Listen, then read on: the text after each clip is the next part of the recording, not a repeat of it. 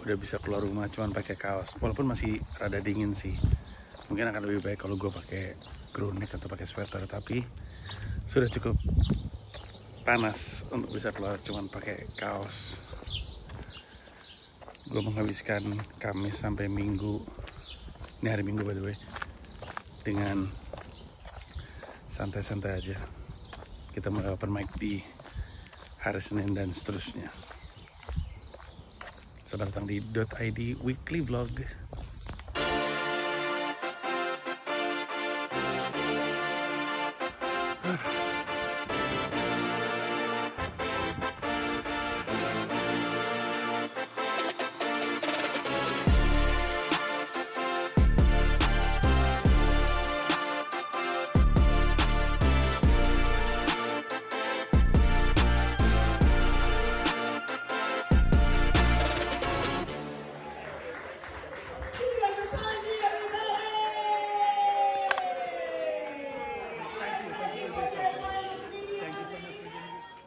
Gua memulai minggu episode ini dengan sebuah kesedihan.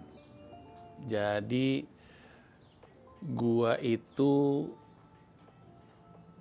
sedih karena kelihatannya gua tidak bisa ikut merayakan ulang tahun Dipo.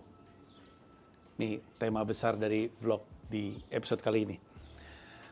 Kan gua kemarin ke Jakarta.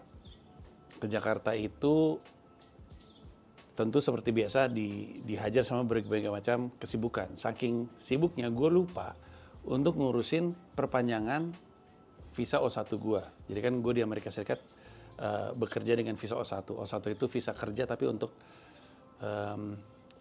kategorinya alien with extraordinary ability. Jadi pekerjaan-pekerjaan khusus seperti misalkan lu mau public speaking atau content creator atau mau bikin film atau mau stand up komedi, itu visanya itu visa O1, visa kerja umumnya namanya visa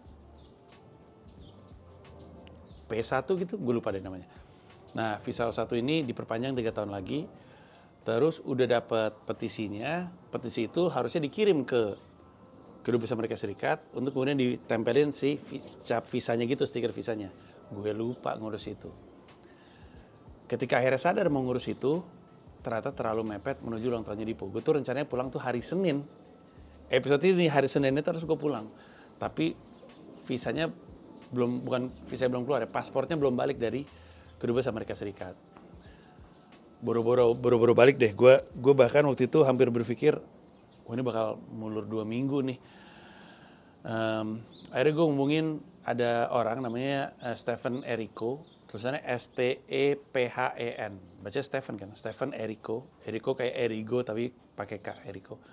Dia waktu itu ngurus visa gue juga, perpanjangan visa gue waktu itu. Gue hubungin dia lagi. Nah dia bisa bantu cepet, tapi secepat-cepatnya menurut dia, itu visanya keluarnya tuh, atau pasportnya balik tuh tanggal 9 Mei atau tanggal 11 Mei. Padahal ulang tahunnya Dipo tanggal 8. Gue langsung dapetin informasi tersebut, langsung sedih. Kenapa? Karena gue mungkin bukan seorang ayah yang baik, atau mungkin bukan ayah yang terbaik, tapi gue nggak pernah tidak bersama dengan Dipo ketika dia ulang tahun. Tidak pernah tidak bersama dengan Shira ketika dia ulang tahun.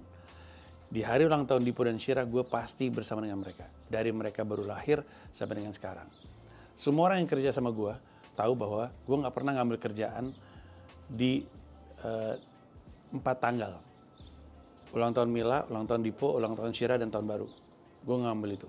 Tahun baru kalaupun gue ambil, mesti oke banget harganya dan mesti bisa membawa anak dan istri gue ke sana. Ulang tahun gue kerja nggak apa-apa. Dari Dipo lahir sampai dengan ulang tahun ke-17, gue selalu bersama dengan dia. Rekor tidak pernah terpatahkan. Gue sedih karena memang Dipo udah 18 tahun. Mungkin udah bukan umurnya lagi lah untuk kayak ulang tahun harus ada gue gitu. Tapi ada sebuah tradisi yang tidak pernah terputus, yaitu tiup lilin bareng, kasih kado, berada bersama dengan Dipo di hari ulang tahun. Rekor ini kelihatannya akan berhenti. Dan itu sedikit banyak bikin gue sedih karena ya di antara begitu banyak peran yang gue jalanin, komika, CEO, em, nulis buku, nulis film, direct film, main film, pembina yayasan, guru. Yang paling gue bangga-banggakan adalah menjadi seorang ayah. Walaupun sekali lagi bukan berarti gue yang terbaik. Jadi mood gue tuh di sini udah nggak enak. Hari Selasa, hari Senin by the way, gue cuman meeting doang kesehariannya.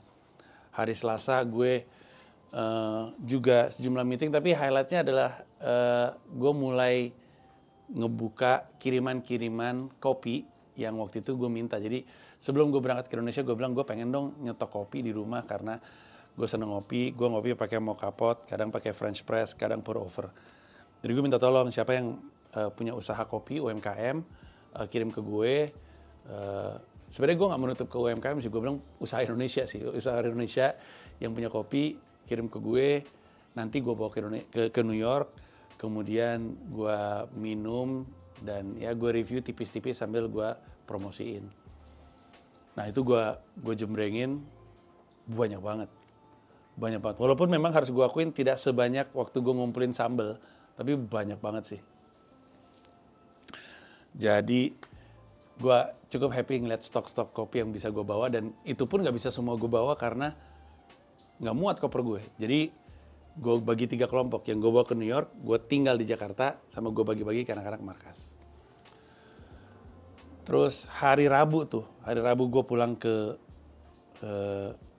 Indonesia. Di hari Rabu tersebut gue naik pesawat, belum. Gue hampir lupa.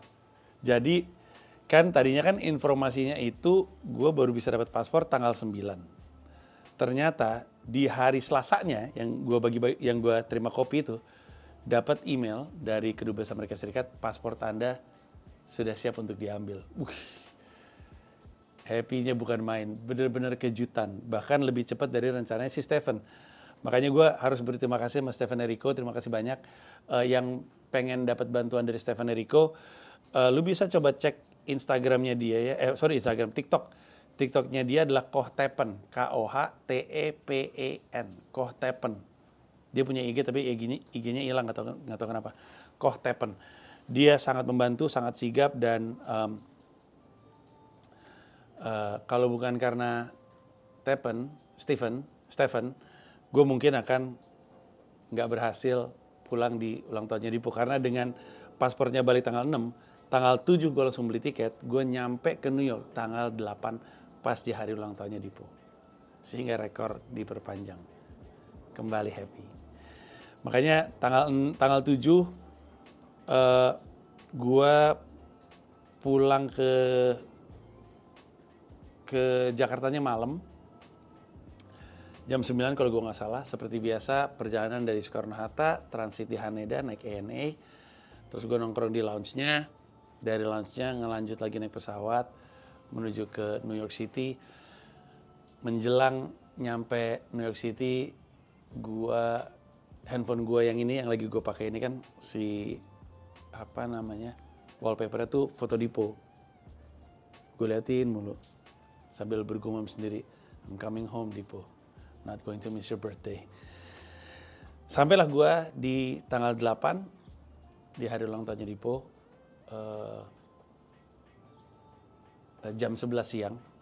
Operasi tiup lilinnya sudah terjadi di pagi hari, guanya nggak ada. Tapi yang penting guanya ada di hari ulang tahun Dipo. Gue nyampe rumah mungkin sekitar jam 12, jam setengah 1. Nggak lama kemudian Dipo pulang, terus kami berpelukan. Terus gue bilang happy birthday, sorry ayah telat. I tried to come home sooner, but I messed up about the visa, kata gue. Tapi Dipo memaklumi. Dan happy lah gue bisa bersama dengan Dipo di hari ulang tahun dia. Terus hari Kamis, hari Jumat gue nggak ngapa-ngapain, di rumah aja karena gue tepar, masih jet lag. Terus di hari Sabtu dan Minggu, itu dia, Sabtu dan Minggu. Di hari Sabtu si Shira minta diajak ke perpustakaan. Sebelumnya dia minta diajak untuk potong rambut, dia pengen potong rambut di salon nggak jauh dari rumah. Setelah itu dia pengen ke perpustakaan. Gue nawarin Dipo mau ikut ke perpustakaan atau tidak. Dipo bilang mau. Berangkatlah kami ke perpus. Jadi perpustakaan di Queens, perpustakaan di New York banyak banget. Setiap borough punya perpustakaan, jumlahnya lebih dari 10 kayaknya. Manhattan punya lebih dari 10 perpustakaan. Bronx punya banyak banget perpustakaan.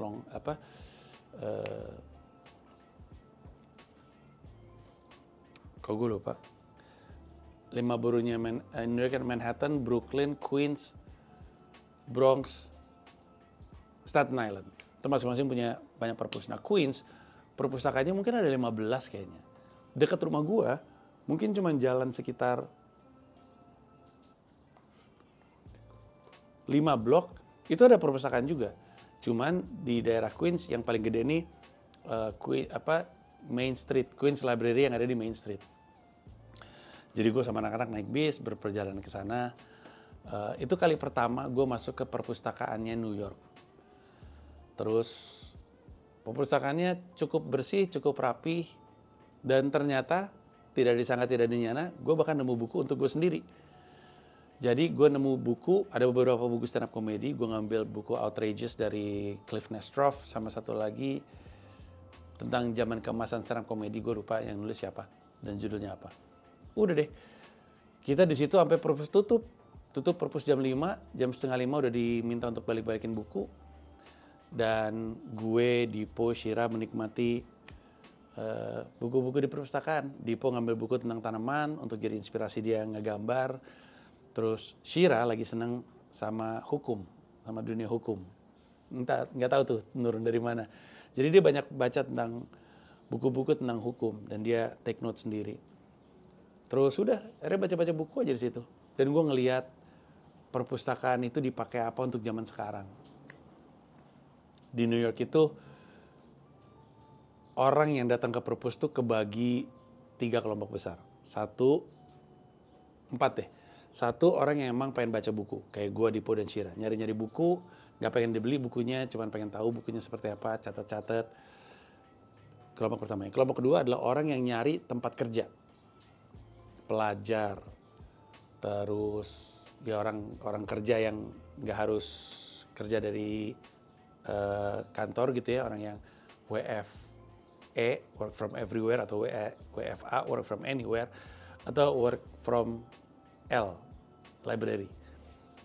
Mereka nyari tempat yang tenang di mana mereka bisa belajar dan bekerja. Ini ternyata krusial karena gue nggak tahu di Indonesia seperti apa ya, tapi gue tahu persis di Amerika Serikat seringkali rumah mereka tuh nggak kondusif untuk mereka bikin tugas, nggak kondusif untuk mereka belajar.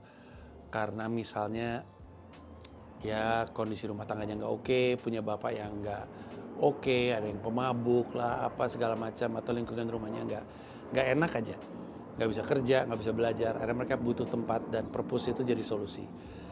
Yang ketiga adalah orang yang pengen istirahat. Ada banyak banget orang di situ memang baca buku, memang baca koran atau baca majalah, tapi sebenarnya cuma pengen istirahat.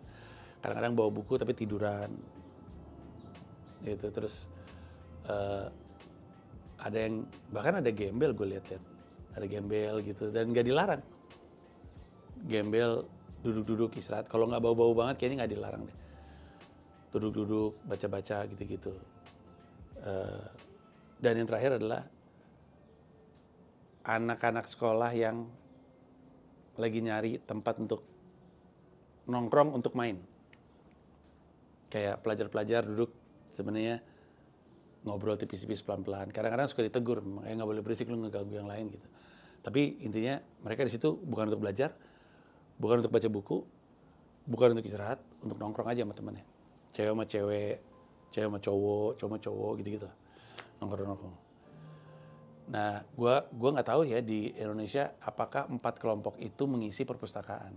Ini buat gue topik yang menarik karena Bapak Pramono Anung, Gubernur DKI Jakarta kemarin bikin pengumuman mau bikin perpustakaan Jakarta 24 jam atau gimana gitu. Dan ini menarik kan, karena perpustakaan itu dengan pengumuman tersebut berarti kita bisa tahu di kepalanya Pak Gubernur perpustakaan itu sudah tidak lagi hanya jadi tempat baca buku. Bukan hanya jadi tempat minjem buku. Tapi juga tempat untuk hal-hal lain. Yang berarti kalau malam mungkin ada yang butuh tempat istirahat, mungkin ada yang butuh tempat nongkrong, mungkin ada yang butuh tempat untuk belajar, lembur dan segala macamnya. Karena kayak perpustakaan yang ada di Taman Ismail Marzuki kan ada kafenya, ada tempat makannya gitu. Jadi walaupun gue nggak tahu sih kafenya sampai jam berapa, tapi menurut gue itu menarik sekali. Hari Minggu, Shira minta diajak ke sana lagi, Dipo nggak ikutan. Akhirnya gue sama Shira ke sana, terus gue ngelanjutin deh baca buku yang kemarin, baca buku yang ada di perpustakaan. Berdua sama Shira, Shira baca buku yang lain. Terus selesai itu kami pulang, nah malamnya kami bikin perayaan. Jadi waktu itu kan Dipo sempat gue tanya, Dipo pengen ulang tahun cake-nya apa? Terus Dipo bilang, aku mau kita sekeluarga bikin kue sama-sama. Tapi ujung-ujungnya nggak sempat beli bahannya, dianya keburu males. Pas di Sabtu Minggu tuh Mila nanya lagi, kita tiup lilin pakai kue proper yuk waktu itu, soalnya kan masih nggak ada ayahnya dan waktu itu pakai apple pie seadanya. Akhirnya gue beli cake coklat favoritnya Dipo, favorit keluarga juga. Terus Dipo walaupun udah punya kado ya, dikasih kado, sebagai pengganti aktivitas bikin cake bareng-bareng, Dipo pengen kami main bareng-bareng. Jadi ternyata anak gue yang satu ini untuk merayakan ulang tahunnya hanya ingin bapak, ibu, adik dan dia berkegiatan sama-sama. That's what he wants. Birthday to you. Happy birthday to you. Happy birthday, dear Dipo. Happy birthday to you. Now, Sarah dua tadi. choose your own way.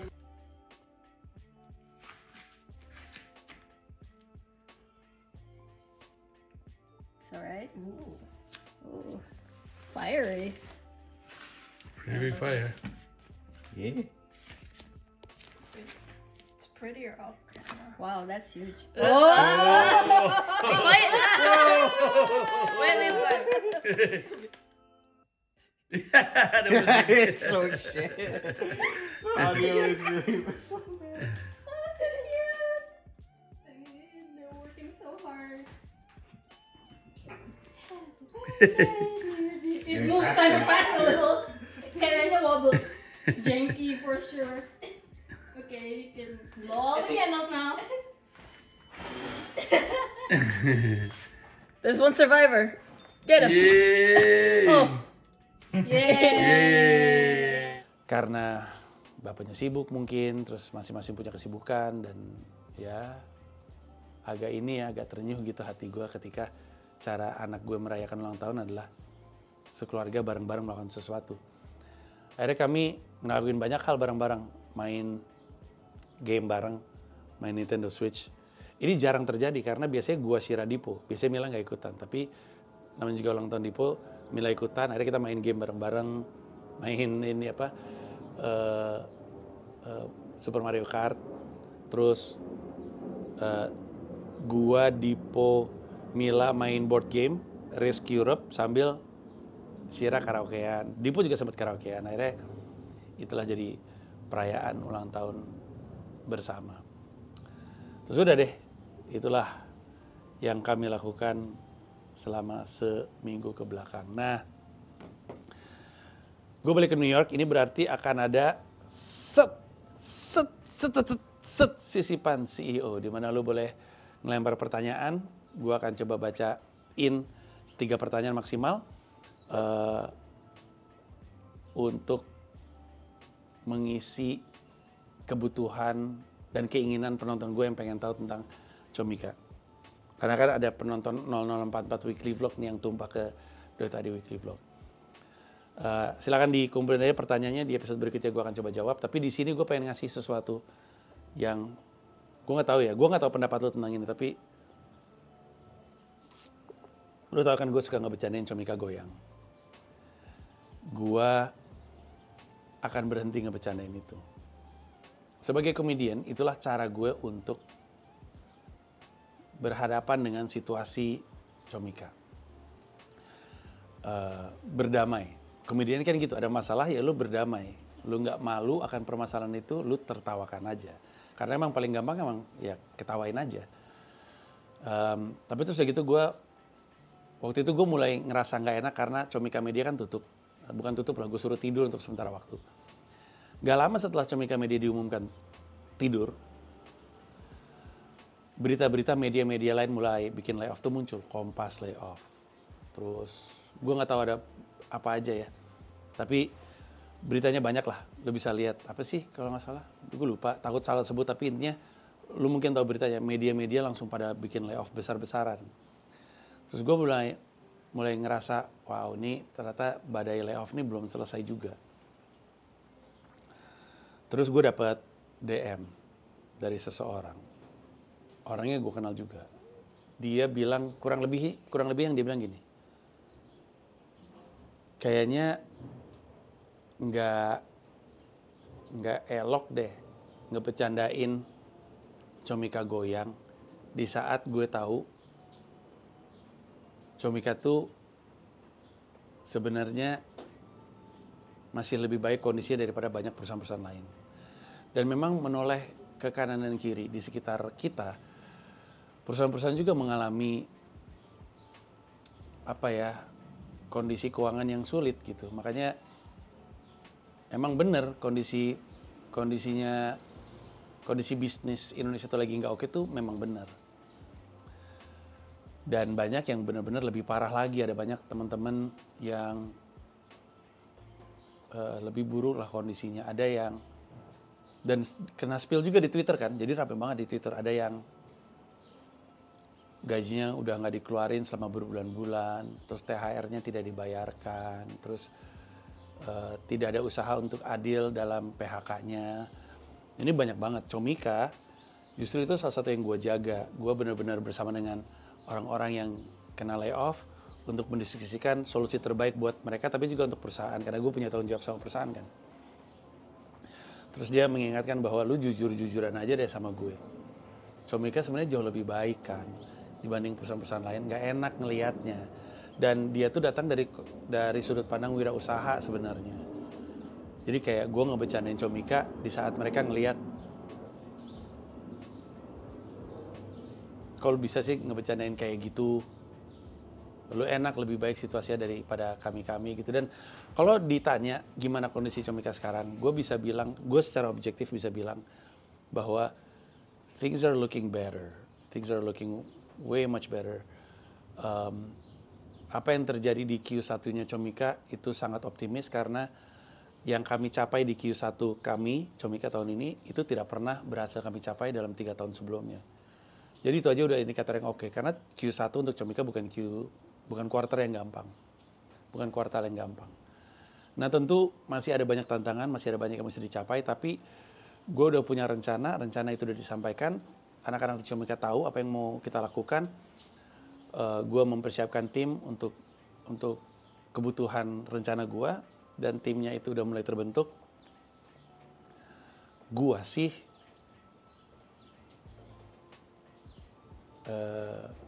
merasa bahwa ungkapan teman gue itu tidak salah. Memang kami baru aja ngelakuin layoff, memang berat juga, tapi itu dibutuhkan. Anak-anak yang kena layoff juga ngerti, dan kami sama-sama punya kesadaran, baik yang kena layoff ataupun gue dan tim gue yang lain punya kesadaran bahwa layoff inilah yang justru jadi langkah untuk membuat Comika jadi lebih baik lagi. Dan setelah 3 layoff berturut-turut 2023, 2024 dan 2025, ini kelihatannya jadi angka terakhir atau mungkin jumlah workforce ini si si karyawan yang ada sekarang ini adalah jumlah teroptimal yang bisa kita punya untuk menjalankan perusahaan ini lebih baik lagi. Kadang emang mesti ditegur ya gue sama si orang ini untuk bilang bahwa yang ngeliat Comika sekarang kan sebenarnya nggak layak lalu bercanda kayak gitu di saat lu tahu ada yang lebih susah lagi kondisinya, dan gue mengakui Gitu deh.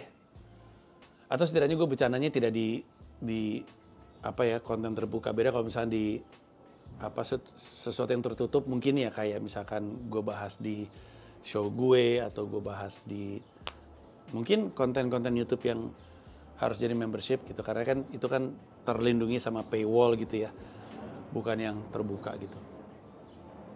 Gitu ya. Namanya juga pelawak ya, ada aja ketersinggungan yang suka terjadi. Nah itulah yang terjadi di minggu kebelakang. Intinya selama beberapa minggu ke depan lo akan ngeliat gue di New York dan beraktivitas dan stand up di New York lagi. Sebelum akhirnya gue balik lagi ke Jakarta untuk kegiatan-kegiatan jadi direktur Comika atau jadi stand up comedian yang lagi tour Mensrea. Ngomong-ngomong soal Mensrea, dua hal. Tiket Mensrea Jakarta udah dibuka kembali di mensrea.id dan gue mau informasiin bahwa opener gue di Mensrea Jakarta dan di Bel Air itu akan tur ke Bogor, Bandung, Jogja, Surabaya kalau gue nggak salah, 4 kota. Tiketnya udah dibuka di tix.comika.id. Posternya gue kasih di sini, Hajar Dit, fa. Silakan dicek informasi baik-baik, dibaca harga tiketnya berapa, terus beli tiketnya di mana. Intinya Dani Bel Air, si opener gue di Indonesia Arena, lu bisa ngebayangin kapasitas dia lah. Orang dia gue percaya untuk kebuka dari 10.000 orang. Komika ini akan jalan ke kota-kota tadi untuk ngomongin keresahan menjadi seorang ayah. Silakan sikat tiketnya. Terus sekarang sekian dulu, makasih banyak, bye-bye.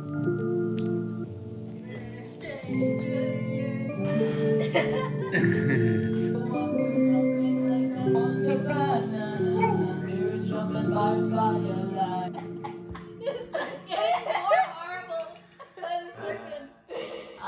Mati lampu.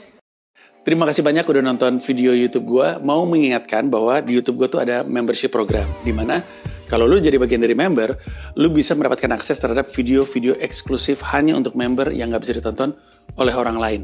Ada 3 level, paling murah adalah 1 paham Rp30.000 sebulan, kemudian 1 rasa Rp125.000 sebulan, lalu 1 jiwa Rp1,5 juta sebulan. Masing-masing ada manfaatnya sendiri, lu bisa cek di YouTube gue, tapi yang pasti dari level 1 paham, yang paling murah, lu bisa nontonin video-video gue stand up di New York, lu bisa nontonin konten Sila, di mana gue beropini politik, dan lu bisa dengerin siniar Hiduplah Indonesia Maya. Terima kasih banyak.